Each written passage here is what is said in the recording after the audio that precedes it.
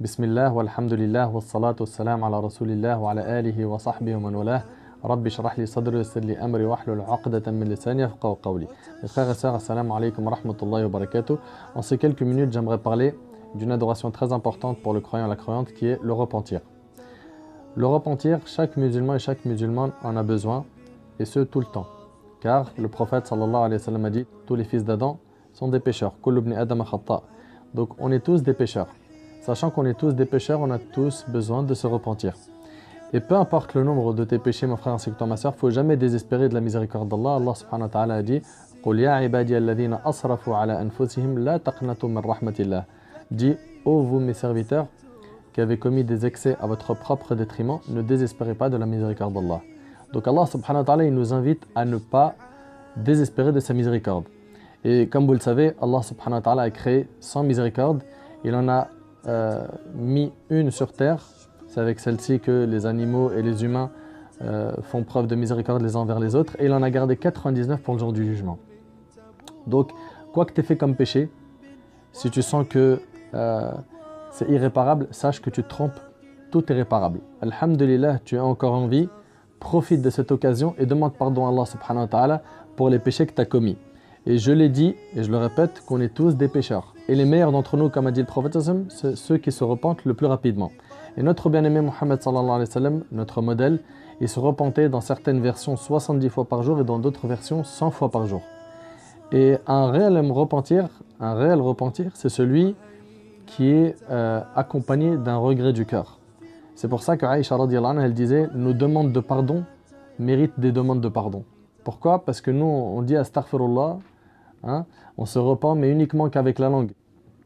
Malheureusement, ce n'est pas un regret qui ressort du cœur.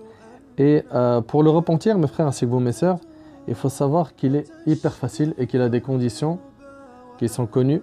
Les savants, alhamdulillah, nous ont tout clarifié. Et ces conditions sont les suivantes. La première chose, c'est an-nadam, le regret. Le prophète sallallahu alayhi wa sallam, il a dit an-nadamu tawba. Le regret, c'est un repentir. La première chose, c'est déjà que tu regrettes le péché que tu as commis.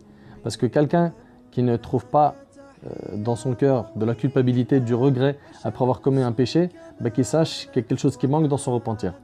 Donc la première chose, c'est le regret. Deuxièmement, c'est que tu te détaches immédiatement du péché. Troisièmement, c'est que tu sois déterminé à ne plus le refaire. Et bien sûr, quand on parle de se détacher du péché, tu te détaches lillah. Tu le fais sincèrement pour Allah. Pourquoi? Parce que si quelqu'un, par exemple, délaisse l'alcool parce qu'il n'a plus d'argent pour en acheter, ça, c'est pas un repentir. Il faut que l'intention, ce soit lillah subhanahu wa ta'ala. Ou bien quelqu'un qui délaisse un vol parce qu'il n'a plus assez d'essence dans sa voiture pour aller d'un point A à un point B pour voler quelque chose. Pareil, il n'a pas délaissé ce péché pour Allah. Donc il faut, 1, le regret. 2, que tu te détaches du péché et sincèrement pour Allah subhanahu wa ta'ala. 3, que tu sois déterminé à ne plus le refaire. Bien sûr, quand on dit le regret, il faut quand tu penses au péché, que tu éprouves du regret, de la culpabilisation et que tu ne trouves pas dans ton cœur de la joie. Tu dis franchement quand même c'était bien, j'ai fait quand même quelque chose de super, etc. Non. Le regret, c'est un point fondamental dans ta tawba. Donc c'est pour ça que tu dois ressentir de la tristesse et de la gêne quand tu penses au péché du passé. On a dit le regret, on a dit se détacher immédiatement du péché, avoir l'intention, la ferme intention, la détermination à ne plus recommencer le péché et la restitution des dépôts à leurs ayants droit. Si jamais tu as pris un bien à une personne, il faut que tu lui rendes ce bien. Pourquoi? Parce que ce que tu as pris des gens injustement, le jour du jugement, tu devras le rembourser mais d'une autre manière. Ça ne sera pas avec de l'euro ou du dollar, mais ça sera avec les hasanat. Et il faut y faire très attention. Mon frère ainsi que toi, ma soeur, pour ce qui est de tawba, il faut savoir que Allah subhanahu wa ta'ala, il a ouvert la porte du repentir à tout moment.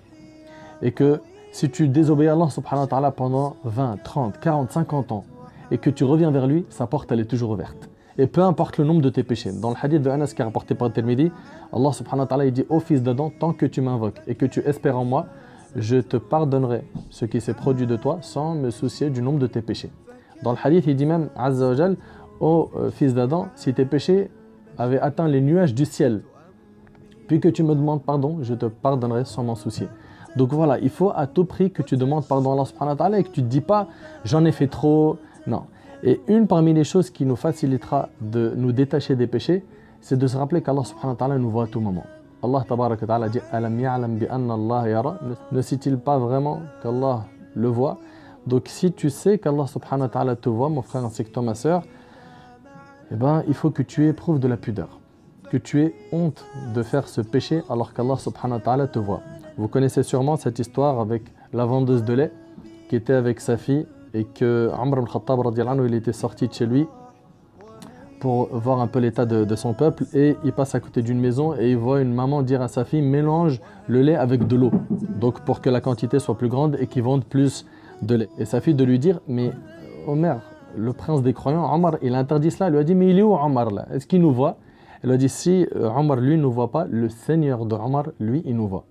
Et ça, le fait de savoir et d'intérioriser qu'il y a le contrôle permanent d'Allah sur nous, c'est quelque chose qui va nous aider à nous détacher du péché. Et puis pense à une chose mon frère, le croyant, comme le dit Ibn Mas'ud dans le Bukhari, Ibn Mas'ud radiyallahu anhu, il dit que le croyant, quand il fait un péché, il a l'impression qu'il y a une montagne qui va s'écrouler sur lui. Tandis que l'hypocrite, quand il fait un péché, c'est comme s'il y avait une mouche qui était passée devant lui, il lui a fait un geste de la main pour la faire partir. Et Anas ibn Malik radiyallahu anhu, il dit, vous faites des péchés qui sont à vos yeux plus fins qu'un brin de cheveux. À l'époque des compagnons, on les voyait comme des péchés anéantissants. Donc il ne faut pas regarder la petitesse du péché, mais regarder l'immensité de celui qu'on est en train de désobéir. C'est pour ça qu'il faut faire très attention à ces points. Et je vais terminer, Inch'Allah, avec un hadith qui est rapporté par l'imam al-Tabarani, le hadith d'Abu Tawil, où un vieil homme, était venu appuyer sur une canne. Et il est venu voir le prophète sallam, il avait ses sourcils qui tombaient sur ses yeux, et c'était quelqu'un d'âgé.